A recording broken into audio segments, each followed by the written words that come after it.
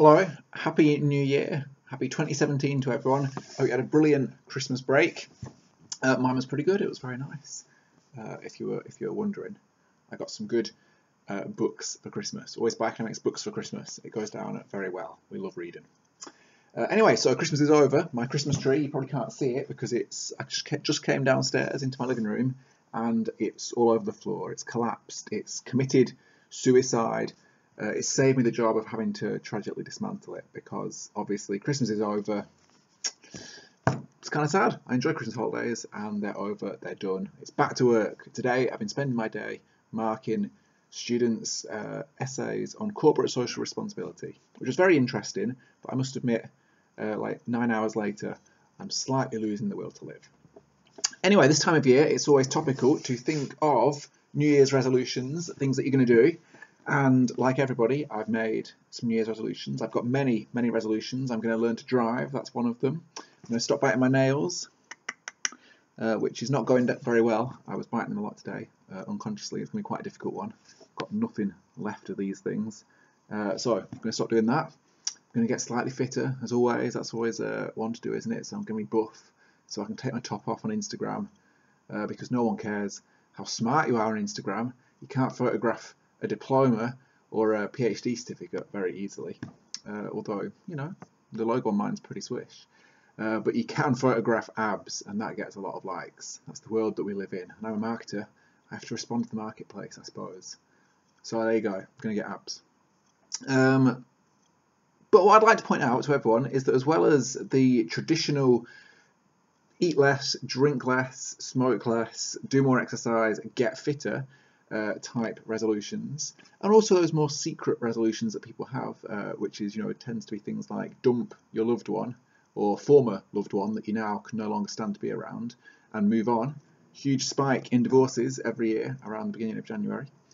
We've got lots of things that we do traditionally, but what I think we tend to forget and neglect, and I'm going to give a shout out for, is academic resolutions. Okay, let's learn some stuff. Let's do new academic things this year. We can eat healthily, that's great. We can do more exercise, that's wonderful.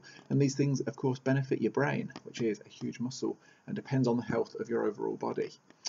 But let's try doing a reading routine. How about we get up and we go to the gym first thing in the morning, but we could also go to the library first thing in the morning. We could get in there early. It's very peaceful, just like the gym is at 7 a.m. if you've got a 24-hour library, if you're lucky enough to have one of those, which you should do at a good university. Get in there early, have a coffee, hit the books for a little bit, make the brain sweat, okay? Get it working out, hit that brain gym, and, have a cold shower afterwards and check out some people afterwards in the real gym. Probably can't do that in the library, admittedly, although you'd be surprised. You do meet some quite nice people in libraries. But anyway, hit those books, work out. It's good stuff. You'll feel intelligent.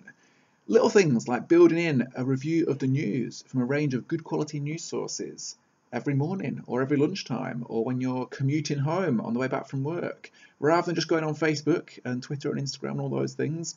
They're lovely, they're great, they're interesting, but also build in a quick perusal of The Guardian, The New York Times, BBC, Telegraph, whatever, The Economist, Financial Times, a good quality news site, and make sure you're aware of what is going on in the world.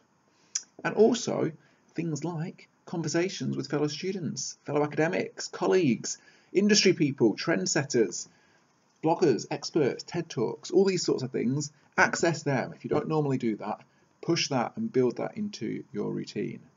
My academic resolution for this year, again, I've got several, but my main one is to be better at academic networking, to try and talk to fellow academics much more, to try and be brave and go up to them and have interesting intellectual conversations, to try and listen to and solicit their advice and feedback and knowledge.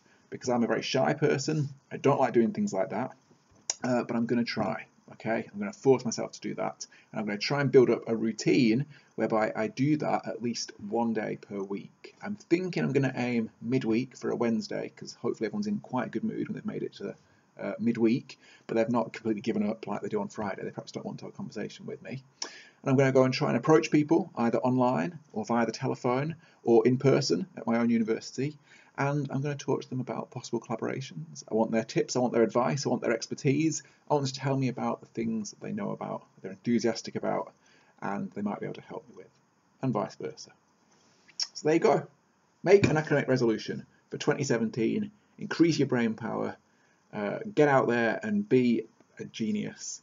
And I think it'll be a good thing. I think it'll be nice. The world needs more experts. 2016 was the year of not liking experts. Let's make 2017 the year of turning that around. Okay, we're gonna appreciate experts because we're cool. Might not be very fair, but we're cool.